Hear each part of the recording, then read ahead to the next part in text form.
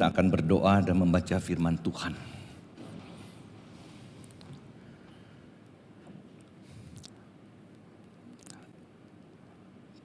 Tuhan, kami datang menghadap hadirat Tuhan.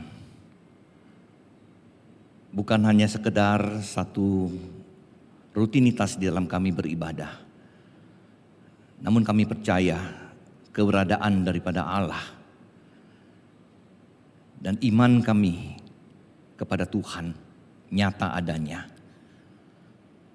Sebab itu ketika kami mendengar firman, kami mendengar dengan hati yang percaya akan firman-Mu ini yang menuntun akan kehidupan kami, menguatkan kami di dalam kami menjalani hidup ini. Urapi hamba-Mu ya Tuhan, pakai pikiran lidah bibirnya, menyampaikan isi hati Tuhan bagi setiap kami. Kami mengerti dan kami dimampukan untuk menjalaninya di dalam hidup kami sehari-hari. Terpujilah nama-Mu, dengarlah doa kami. Bersabdalah, karena kami siap mendengar dan siap melakukan dalam hidup kami sehari-hari. Dalam nama Tuhan Yesus Kristus penebus juru selamat kami berdoa. Amin.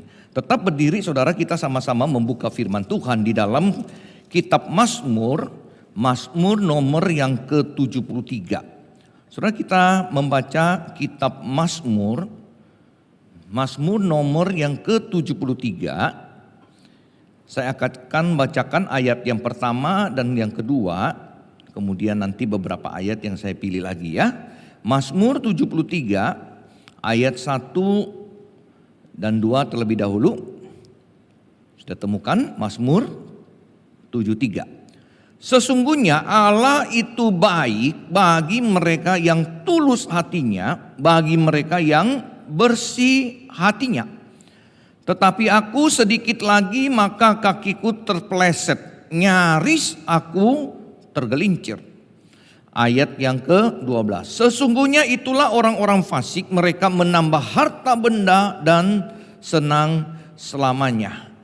Ayat yang ke-25 sampai 28. Siapa gerangan ada padaku di sorga selain engkau tidak ada yang kuingini di bumi. Sekalipun dagingku dan hatiku habis lenyap, gunung batuku dan bagianku tetaplah Allah selama-lamanya. Sebab sesungguhnya siapa yang jauh daripadamu akan binasa. Kau binasakan semua orang yang berzina dengan meninggalkan engkau. Tetapi aku suka dekat pada Allah. Aku menaruh tempat perlindunganku pada Tuhan Allah, supaya dapat menceritakan segala pekerjaannya. Silakan duduk saudara sekalian. Saudara, firman Tuhan hari ini bertemakan ketika kita menderita, di manakah Tuhan? Saudara, saya percaya di masa pandemi yang hampir 2 tahun ini banyak sekali pergumulan-pergumulan yang kita alami. Saya sendiri, baik teman, keluarga, bahkan keluarga dekat, saudara kandung, banyak mengalami akan kesulitan-kesulitan di dalam kehidupan saudara. Ada yang sakit, ada yang bisnis kurang lancar, ada yang harus menjual rumah, kemudian kontrak rumah, ada yang keluarga kita kehilangan orang-orang yang kita kasihi, saudara. Ya, dan itu masih sampai sekarang masih berlanjut terus. Banyak bisnis yang tutup, ya, pekerjaan yang ditutup. Kemarin saya baru dapat lagi satu SMS dari jemaat, ya, perusahaannya tutup sampai akhir Oktober ini aja, dan dia udah usia 50 lebih, nggak tahu mau kerja apa. Jadi ada saudara, kesulitan-kesulitan yang kita hadapi di dalam kehidupan kita sebagai seorang Kristen. Nah saudara, ketika apa yang kita percaya dengan apa yang kita alami di dalam kehidupan kita ini seolah-olah berkontradiksi. Ini juga yang dialami oleh pemazmur di dalam Mazmur 73, Mazmur Asaf ini. Nah saudara, kita akan melihat beberapa bagian, ini berupa satu cerita. Kalau saudara ikutin Mazmur ini 73 dari awal sampai akhirnya, ini satu kronologis bagaimana perjalanan iman seseorang dari apa yang dia mengerti, kemudian apa yang dia alami, kemudian dia kecewa kepada Tuhan, dan bagaimana dia dikuatkan kembali akan imannya dan dia sungguh-sungguh beriman kepada Tuhan. Nah saudara sekalian, yang pertama, pengertian daripada pemazmur di dalam relasinya dengan Tuhan ada di dalam ayat yang pertama tadi dikatakan, sesungguhnya Allah itu baik bagi mereka yang tulus hatinya, bagi mereka yang bersih hatinya. Dan dengan pengetahuan ini saudara, pemazmur berusaha menjaga hatinya dengan tulus, menjaga hatinya bersih. Dia berusaha menyenangkan hati Tuhan di dalam kehidupannya, dia ikut Tuhan. Dia lakukan apa yang Tuhan perintahkan. Dia tidak berbohong, dia tidak curang dan lain-lainnya. Namun saudara sekalian, ketika dia menderita sakit, kemudian dia melihat keadaannya, dan bahkan dia melihat keadaan orang-orang yang tidak percaya kepada Tuhan, dia mulai meragukan. Dia mulai meragukan, apakah kepercayaan saya, konsep saya ini di dalam hubungan dengan Tuhan ini benar atau tidak. Oleh sebab itu saudara, di dalam ayat yang kedua dia katakan situ, tetapi aku sedikit lagi maka kakiku terpeleset, nyaris aku tergelincir. Saudara, bagus kalau kita baca gini, ya, sedikit lagi, nyaris artinya enggak. Ya, artinya enggak. Dia nyaris terpeleset, dia nyaris tergelincir, tetapi kalau nyaris berarti belum. Nah, saudara, kita mau lihat apa yang membuat dia nyaris tergelincir itu. Soalnya di sini dikatakan di dalam ayat, mulai ayat yang ketiga, ya. Sorry, ini.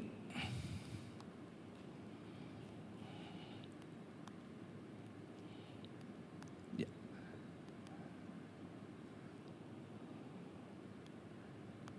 Hai. Nggak bisa ya.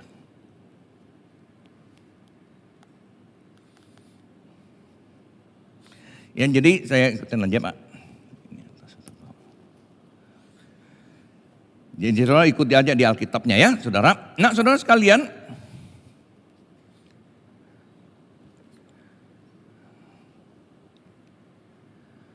ini pengertian dia ya. Kemudian saudara dia mengatakan, dia melihat mulai ayat yang ketiga sampai ayat yang ke-11. Ternyata tidak ideal seperti yang dia pikirkan. Dia lihat ada orang jahat yang tidak percaya Tuhan. Saudara, mereka sombong. Tetapi kenapa hidup mereka itu lebih damai sejahtera?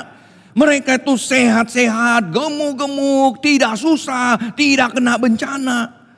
Saudara, sama dengan hari ini kadang-kadang kita melihat orang-orang yang di sekitar kita. Ada yang mengatakan dia bisnis dengan benar, tapi bisnisnya makin susah. Tapi ada orang yang bisnisnya nggak benar, tapi kok dia makin diberkati oleh Tuhan. Dan kita mulai bertanya-tanya, kenapa ini orang-orang ini tidak ke gereja punya, bukan orang Kristen, tetapi mereka kok hidupnya lebih baik daripada kita.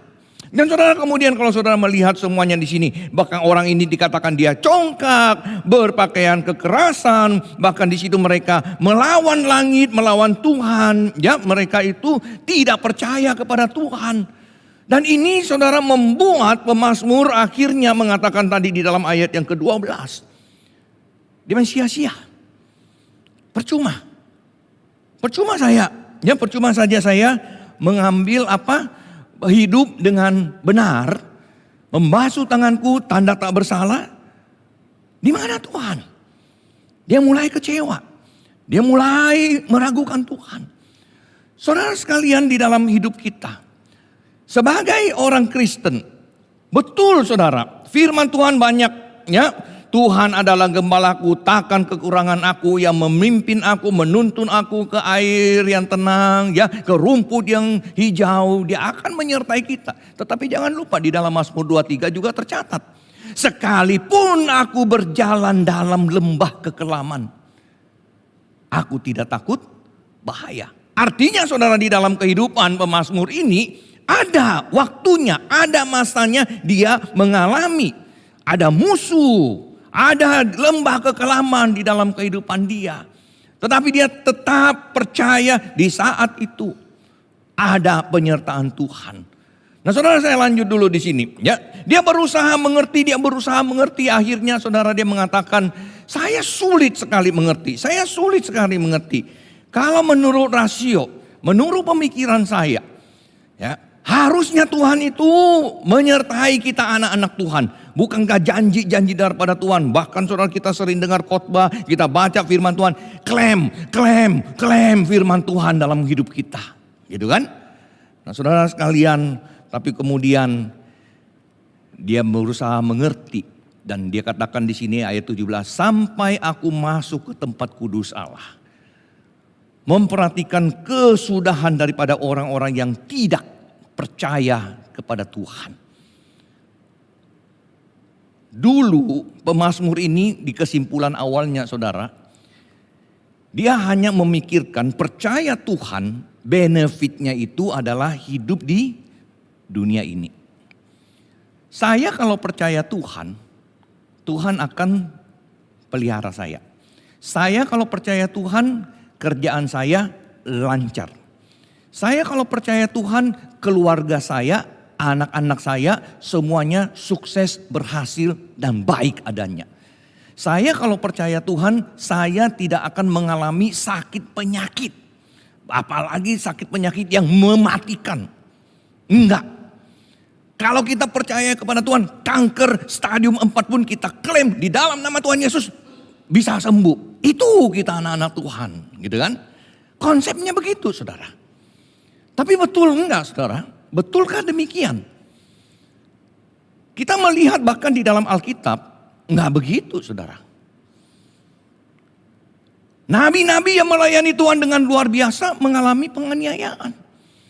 Murid-murid Tuhan Yesus yang melayani Tuhan dengan luar biasa mengalami aniaya, sakit penyakit.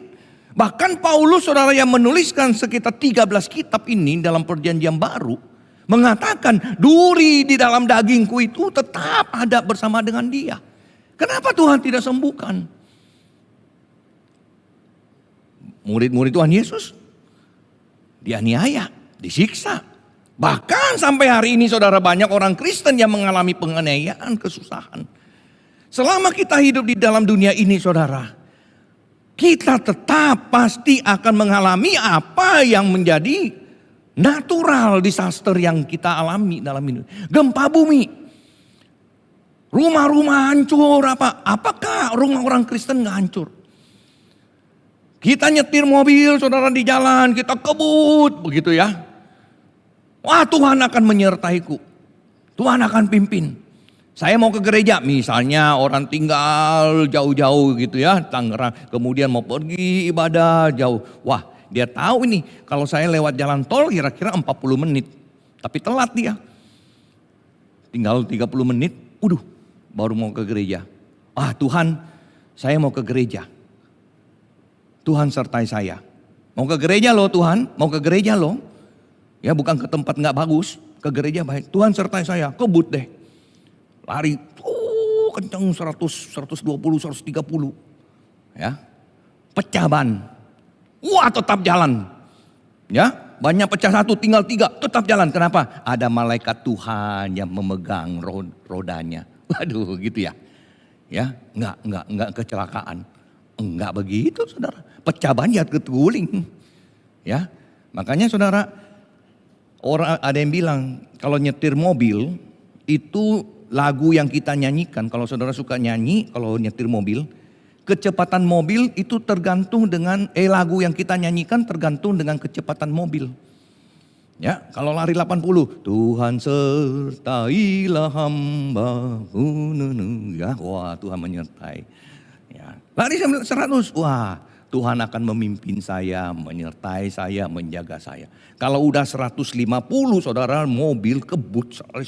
Lagunya apa kira-kira? Dunia yang fana bukanlah rumahku, hartaku di sana seberang langit biru. Gitu kan? Itu kebut udah gak suka di dunia saudara dia. Udah mau pulang. Nah saudara sekalian, banjir. Ya nanti sebentar lagi musim hujan, banjir.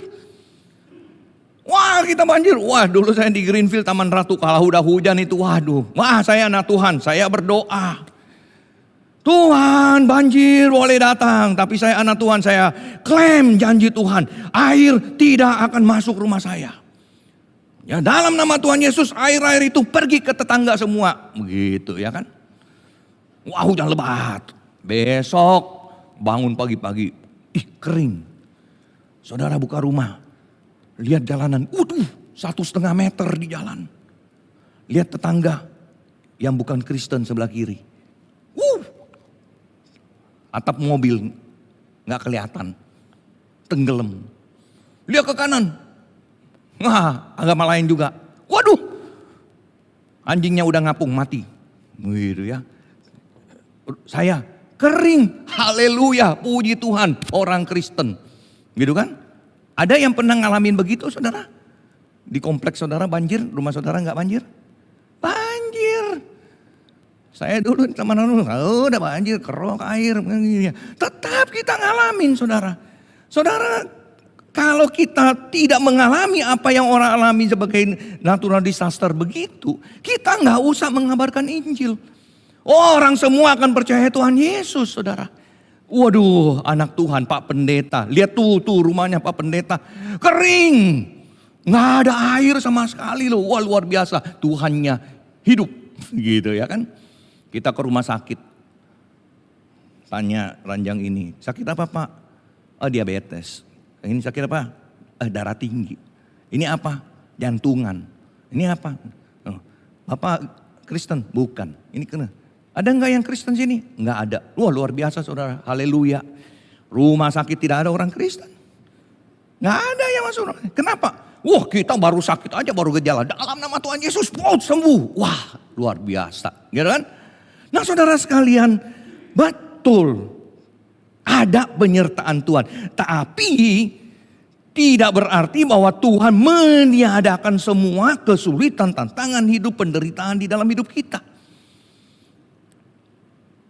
Kita tetap mengalaminya,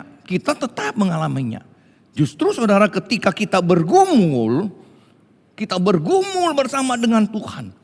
Di dalam kesulitan, di dalam tantangan ini, bagi saya sendiri saudara, justru itu adalah satu ujian kadang-kadang di dalam kehidupan kita. Apa tujuan maksud Anda menjadi anak Tuhan, menjadi orang Kristen? Pemazmur di sini saudara, dia mengatakan saya akan baik. Kalau saya ikut Tuhan saya akan baik. Semuanya akan baik bagi saya. Tapi ternyata enggak. Saya pernah, saudara, ada seorang bapak yang mau dibaptis. Lagi seminggu. Sudah katekisasi 4 bulan. Percakapan terakhir saya tanya, Pak, minggu depan sudah dibaptis. Permisi tanya, kenapa Bapak mau terima Tuhan Yesus sebagai juru selamat? Kenapa Bapak mau dibaptis? Dia bilang, oh Pak Pendeta, supaya saya dan keluarga sehat-sehat selalu. Waduh. Ada lagi? Ya, supaya anak-anak nanti semuanya berhasil. Ada lagi? Supaya bisnis saya lancar semuanya. Ya, bisa bertumbuh. Firman Tuhan mengatakan, kita anak Tuhan, kita naik terus, tidak menjadi bawah ya, kita akan jadi pemimpin semua. Wah, luar biasa. Ada lagi, cukuplah Pak Pendeta, jangan banyak-banyak. Ya, cukup. Sebelah kalau Bapak begitu, maksudnya tujuannya dasar Bapak terima Tuhan Yesus begitu, minggu depan saya nggak baptis Bapak. Loh kok bisa? Iya, karena salah. Kenapa kita percaya Yesus Kristus? Ya, bukan untuk di dalam kehidupan ini saudara. Di dalam 1 Korintus pasal 15 ayat 19 Paulus mengatakan saudara, kalau kita hanya dalam hidup ini saja menaruh pengharapan pada Kristus, maka kita adalah orang-orang yang paling malang dari segala manusia. Kalau kita percaya Yesus hanya untuk hidup di dunia ini, supaya saya sehat, saya baik-baik, ya, saya punya pekerjaan lancar, saya punya usaha baju. Ini Paulus bilang, kasihan deh lu, gitu loh ya. Karena apa? Yang terpenting, yang terutama bukan itu, saudara. Ya, yang terpenting bukan itu. Nah, saudara, ada seorang bernama Elizabeth yang mengatakan begini, yang terpenting, paling berharga di dalam kehidupan ini, ya adalah iman kepada Yesus. Bahkan ini karena dia artikel ini tentang keluarga ya. Jadi bilang kamu mengasihi anak. Yang paling penting untuk anak itu adalah iman kepada Yesus. Permisi tanya Bapak Ibu. Hari ini bagaimana Bapak Ibu didik anak-anak dari kecil? Yang paling utama itu apa? Yang terpenting dalam hidup mereka itu apa? Kalau kita sendiri punya tujuan hidup, sebenarnya periman kita itu hanya untuk di dunia ini. Keluarga saya, pekerjaan saya, usaha saya, semua saya. Maka tidak heran kita mendidik anak-anak juga begitu. Ya, sekolah-sekolah yang terbaik. Ya, biar kita ngos-ngosan bayar uang pangkal, uang sekolah, nggak apa-apa, kirim ke luar negeri supaya jadi sukses, berhasil. Ya. Kita persiapkan rumah yang baik bagi mereka. Ya, beliin rumah anak satu-satu. Wah. Tapi kita siapkan enggak mereka untuk punya iman di dalam Yesus Kristus? Kita mempersiapkan mereka enggak, saudara, yang kekal itu. Bukan yang sementara di dunia ini. Kita hidup di dunia berapa tahun, saudara? Kuat 70, 80. Tapi kita hidup di sana nantinya kekal. 100, 200, 300 kekal.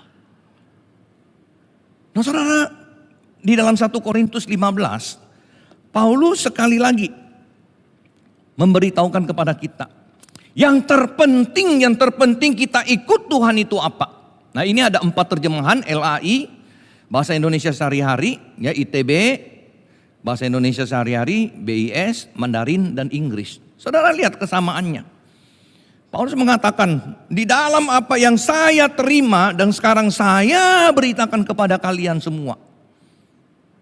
Yang sangat penting, yang terpenting. Mandarin bilang nomor 1. Ya, Inggris bilang first importance.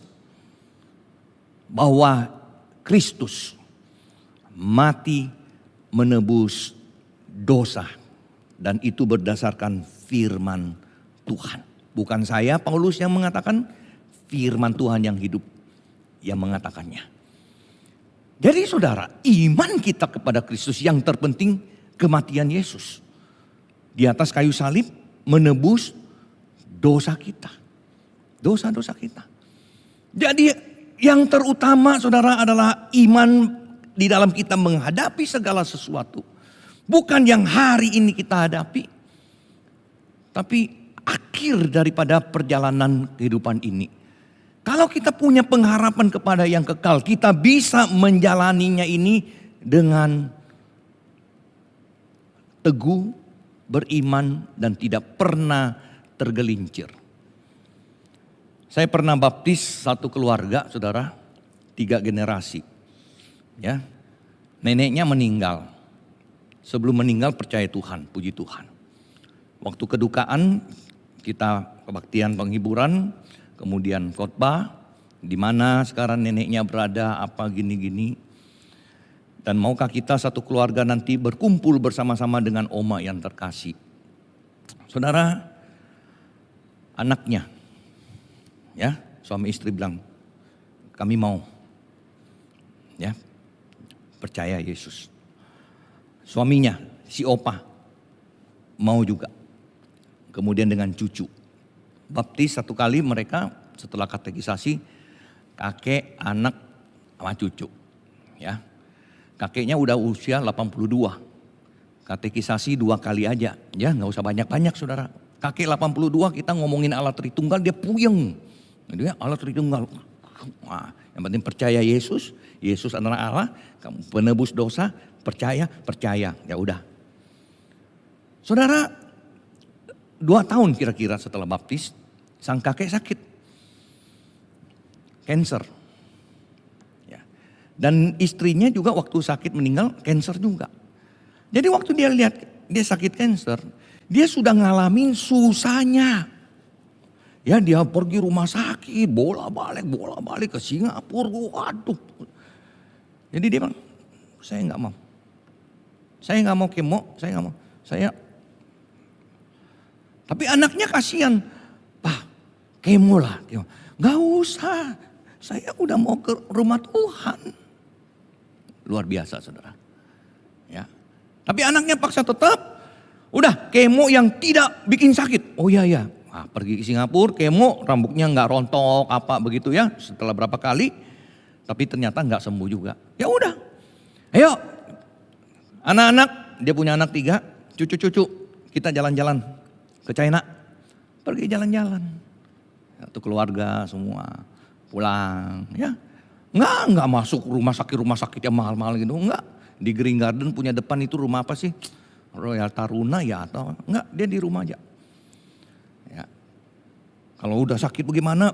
Oh, ke rumah sakit 1-2 hari balik lagi. Tapi dia enggak mau. Dia percaya dia akan ke rumah Tuhan, dia akan berjumpa bersama dengan istrinya di sana. Nah, waktu udah kondisinya parah, saya pas ada di luar kota. Ya, dia bilang, boleh nggak kasih perjamuan kudus? Ya, boleh kasih perjamuan kudus nggak? Dia mau perjamuan kudus. Oke, jadi saya minta salah satu rekan waktu itu pergi ke rumahnya. Nah, saudara, waktu dia terima perjamuan kudus, dia bilang begini. Minggu malam, ya, dia bilang, ini makanan saya yang terakhir. Ya, ini makanan saya yang terakhir. Terus dia bilang, yang jemput saya ini sudah datang. Tapi kok lama banget ya? Man, dia komplain loh, lama loh. Ya, dia cekolai cie wo de ijing lai le, sama ciu miu tau li, nggak masuk akal. Dia siap, saudara. Dan betul, Senin pagi meninggal. Saudara, ini iman seorang yang tua, udah 80 baru percaya Tuhan Yesus. Tapi imannya benar, imannya teguh. Dia tidak komplain Tuhan ketika dia cancer. Kenapa saya baru percaya Tuhan? Kenapa saya cancer? Enggak.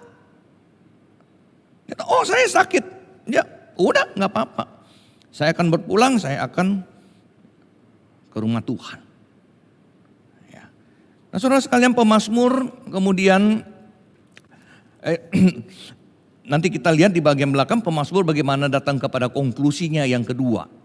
Dan di dalam Roma 8 ayat 32 juga, saudara, kita melihat di sini Paulus berkata kepada jemaat kepada jemaat Roma, Allah telah menganugerahkan kita anaknya yang tunggal, yang dikasihinya, dia tidak menyayangkan. Bagaimana mungkin dia tidak mengaruniakan segala sesuatu pada kita. Jadi kalau kita bertanya, Tuhan kenapa saya sakit, saya susah, Tuhan ada di mana? Tuhan ada. Tuhan ada menyertai. Tuhan mungkin sedang memberikan Anda kekuatan, Tuhan sedang memberikan engkau penghiburan, Tuhan bisa menyembuhkan. Jika itu di dalam kehendak daripada Tuhan. Saudara, kalau segala sesuatu yang kita ingini, kita mau harus ikut saya mau tanya, siapa yang Tuhan? Ya, Tuhan jadi Aladin, minta ini, nggak dikasih, lu nggak ada, lu di mana? Berarti nggak ada. Satu kali saya besuk bersama dengan seorang majelis, besuk bapaknya. Kemudian sampai di sana, ya dengan doa, papanya belum percaya Tuhan. Keluarganya juga belum percaya Tuhan. Kemudian sebelum saya doa katanya dia mau doa dulu. Nah yaudah, dia doa dulu. Dia doanya begini, saudara. Tuhan, kalau engkau ada, sembuhkan papa. Dalam nama Yesus Kristus. Udah saya doa, selesai. Nah, saudara, waktu pulang saya tanya dia, menurut Bapak, Tuhan itu ada enggak? Adalah Pak Pendeta. Kamu majelis, kamu melayani siapa? Melayani Tuhan. Tapi tadi kenapa doanya nanya? Tuhan kalau kamu ada, sembuhkan Papa. Kemudian kalau papa nggak sembuh, ya meninggal. Mama yang belum percaya, saudara yang belum percaya akan berpikir, oh Tuhan nggak ada. Ya kan? Kan tadi dia doa kalau Tuhan ada sembuh. Nggak sembuh, berarti Tuhan nggak ada. Oh salah ya. Jadi gimana doanya? Tuhan Ada, saya percaya Engkau ada, Engkau maha kuasa. Jika di dalam kehendak Tuhan, di dalam perkenanan Engkau sembuhkan Papa. Kan gitu. Dia tetap ada, dia tetap berotoritas, dan dia tetap punya kehendak yang di atas kehendak kita, saudara. Tapi yang kita mau pegang, saudara, adalah sebelum kita percaya Tuhan, ketika kita masih berdosa pun, Tuhan sudah menyertai dan mengasihi kita. Yesus sudah mati di atas kayu salib. Jadi saudara, dengan pengertian yang baru ini, kemudian pemazmur mengatakan, ini yang penting.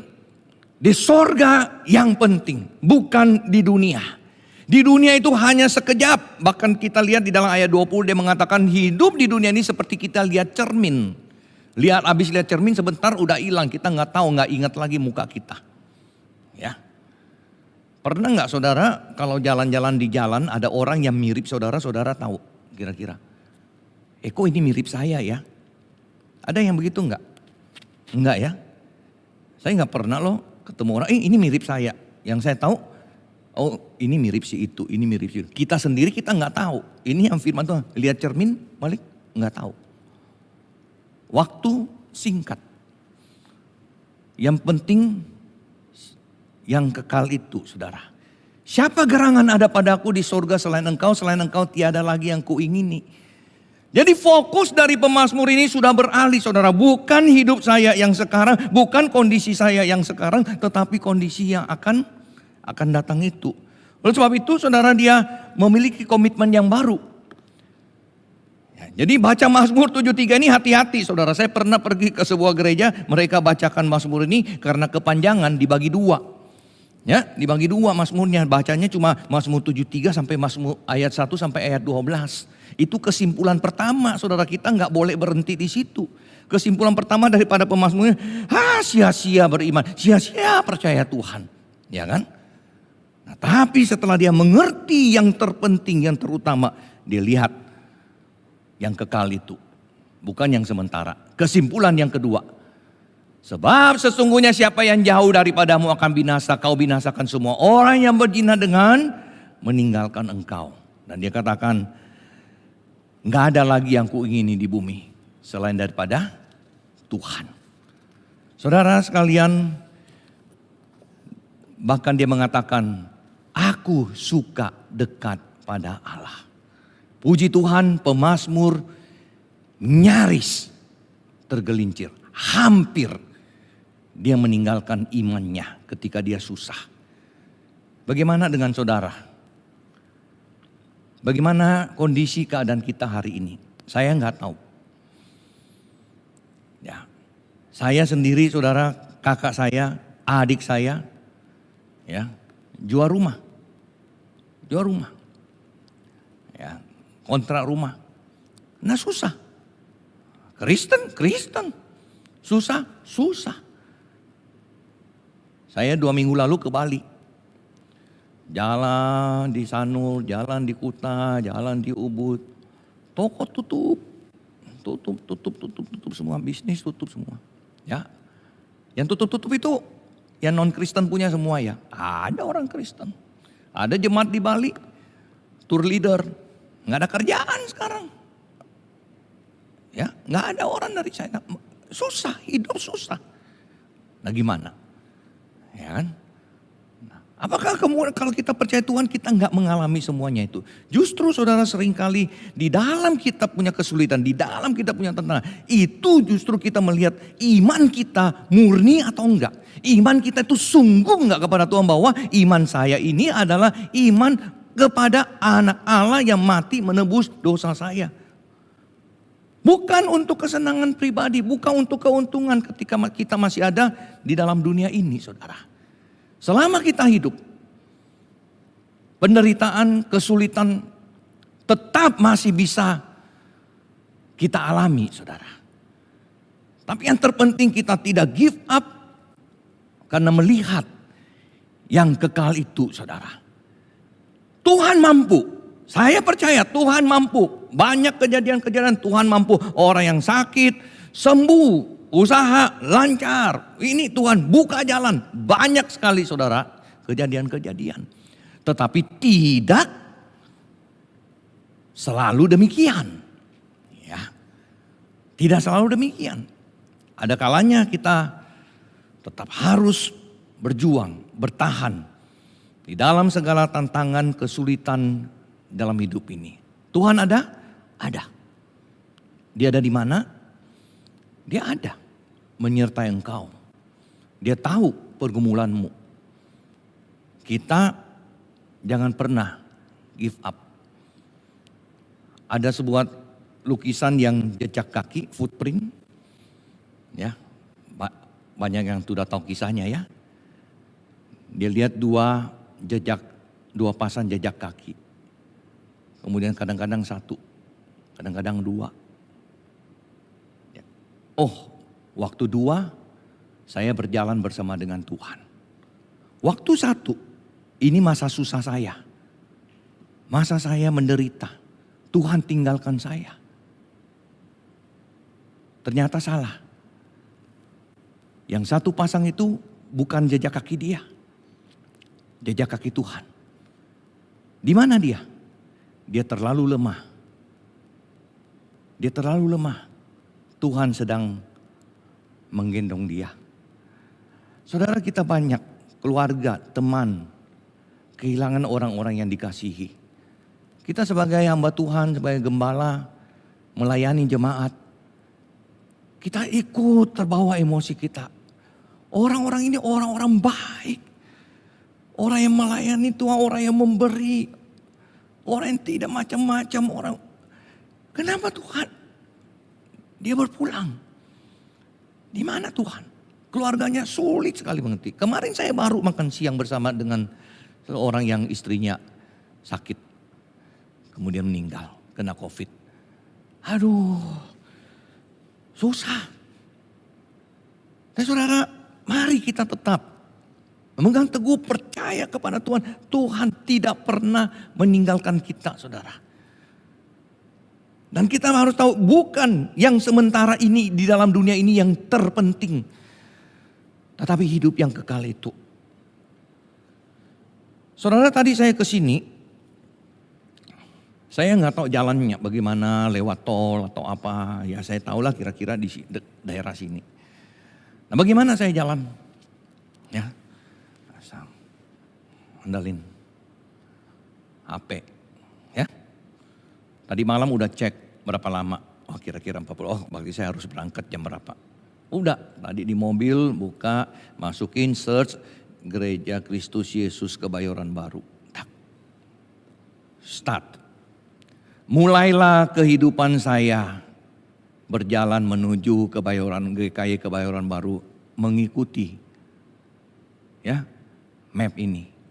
Dia bilang kiri, saya kiri, kanan kanan. Kenapa gini? Di Tanah Abang saya rasa ini harus muter dulu baru bilang. Ini dia suruh saya kanan. Untung nggak ada Pak Polisi. Ya. Saya percaya dia. Waduh, ini udah sampai mana? Waduh, sampai mana? Saya ikutin aja kanan kiri, nanti depan ambil kanan sedikit ke kiri. Waduh. Terus pas sampai di belokan depan, saya lihat ke kanan, Gereja Kristus Yesus. Sampai. Ya. Saya percaya dia. Saudara, kita percaya enggak kepada Yesus Kristus? Yesus bilang, akulah jalan, kebenaran, dan hidup. Ya, tidak seorang pun sampai kepada Bapa kalau tidak melalui aku. Kita ikut Tuhan. Saya percaya dia. Apa yang saya alami sekarang kita nggak mengerti. Kenapa begini. Tapi saya tahu akhir daripada perjalanan saya bersama Tuhan. Hidup yang kekal itu bersama dengan Tuhan. Istri saya, saudara, orangnya itu kalau nonton baperan. Ya. Nih lihat ada orang jahat kejar orang baik. Sambil nonton ini pegang HP. Lari. Saya bilang, seru banget suruh HP-nya lari. Wah, tegang sekali. Nah kalau nonton film seri, ya, Dracin, ya, bukan drakor, Dracin, drama China.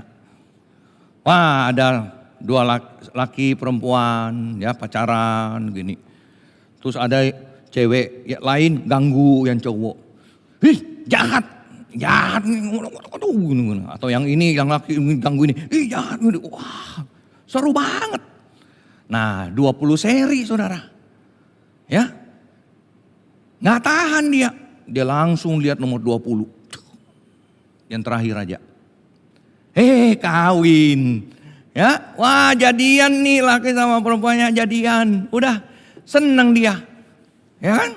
Dan dia nonton lagi jilid 4, jilid 5. Udah gak tegang dia. Dia nonton aja. Nah, karena dia sudah tahu. Ganggu gak jadi. Ini jadi gak jadi. Nah, mau apa juga, wah bahaya. Mau ditembak, mau dikejar. Dia gak tegang lagi. Kenapa? Dia udah tahu. Nanti jadian, menikah, hidup, gak mati. Gak kayak James Bond. Sorry, spoiler. Ya, wah nggak mati, pokoknya nggak mati, baik tetap dia. Jadi dia udah nggak tegang, saudara. Saudara, mari kita punya konsep yang sama. Kita udah tahu akhir hidup kita enggak? Kita udah tahu. Percaya Yesus, hidup yang kekal bersama Tuhan. Apa yang kita alami hari ini? Going strong, saudara. Tetap beriman, tetap percaya. Dia ada, dia menyertai kita sampai akhir daripada perjalanan kehidupan kita. Kita mengetahui akhirnya akan memimpin kita bagaimana kita jalani hari ini. Kita akan sama-sama mendengarkan satu pujian sebelum kita berdoa bersama-sama.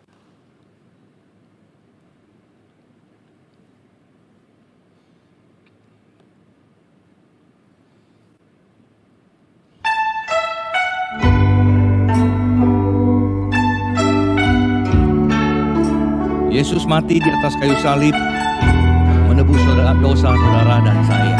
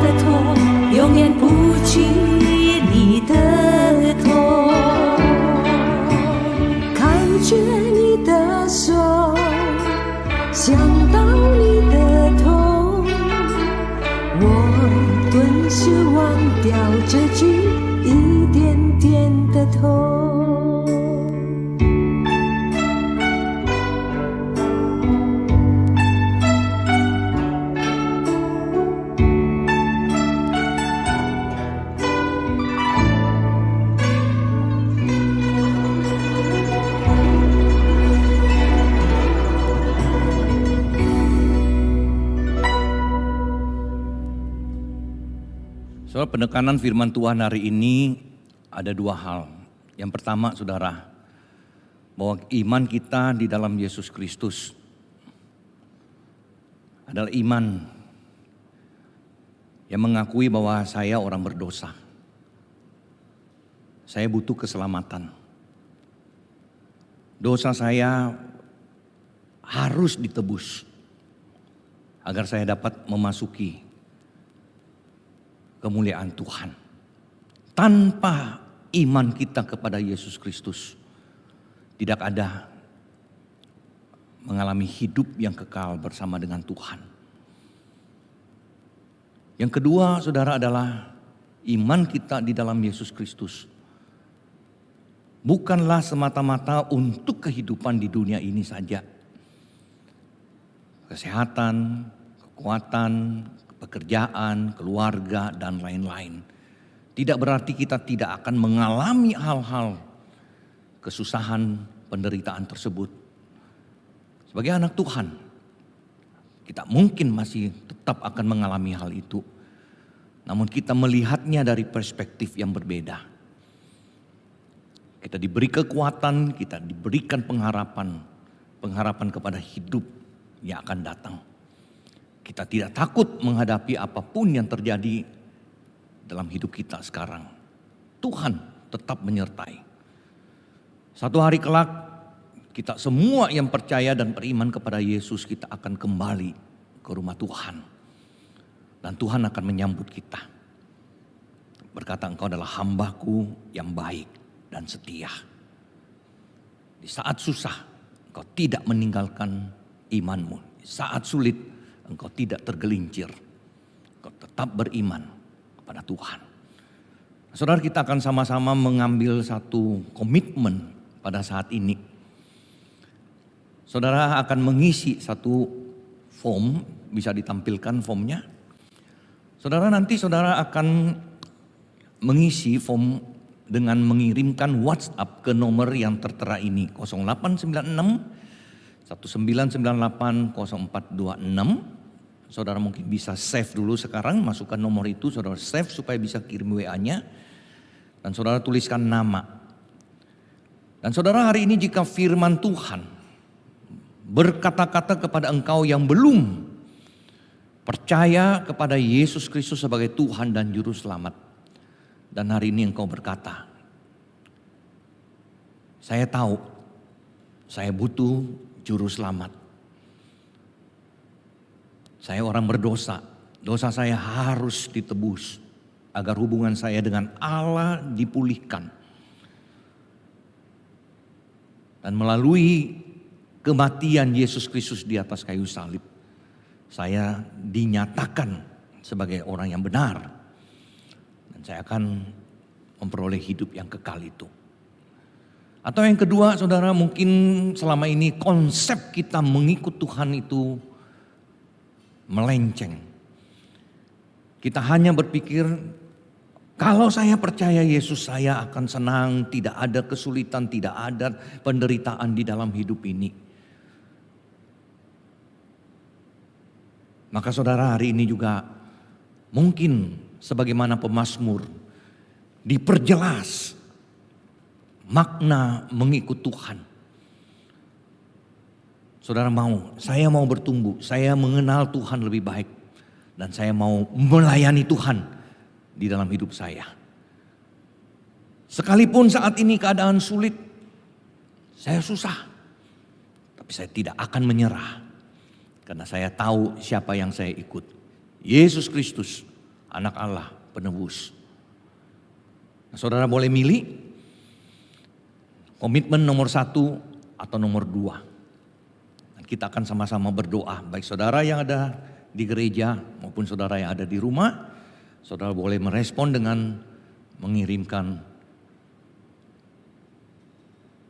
WA ke nomor ini. Sebelum kita mengisi, mungkin saya mengajak kita mengambil waktu 1 menit. Kita akan diiringi oleh pianis sebuah lagu. Kita bersaat teduh sebentar. Kita berdoa bersama-sama. Mari kita berdoa.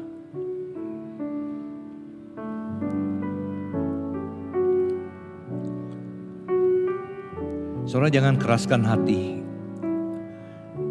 Jika Roh Kudus berbicara kepadamu pada hari ini, responilah firman Tuhan. Engkau yang belum percaya kepada Tuhan, belum percaya kepada Yesus sebagai Tuhan Juru Selamat, berdoalah, Tuhan, saya buka hati saya. Saya mau terima Yesus sebagai Tuhan Juru Selamat, agar saya pun memperoleh hidup yang kekal itu.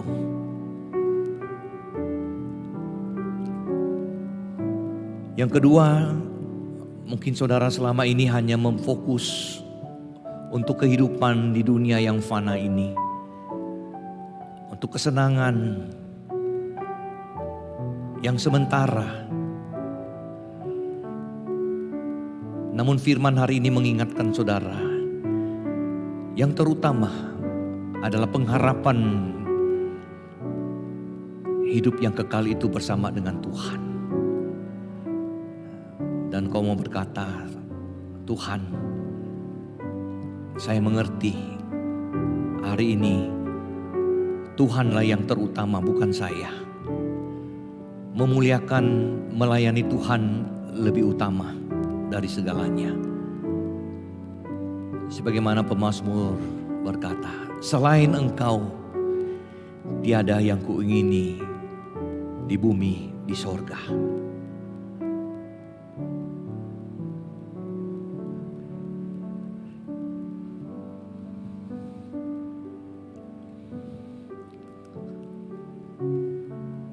Tuhan, pimpinlah kami, agar iman kepercayaan kami bukanlah kami justru menjadikan diri kami sebagai fokus, bahkan menjadi ilah yang harus dilayani Tuhan, yang harus disenangkan, dipuaskan oleh Tuhan. Namun sebaliknya, Engkaulah Allah yang patut kami tinggikan dan patut kami muliakan.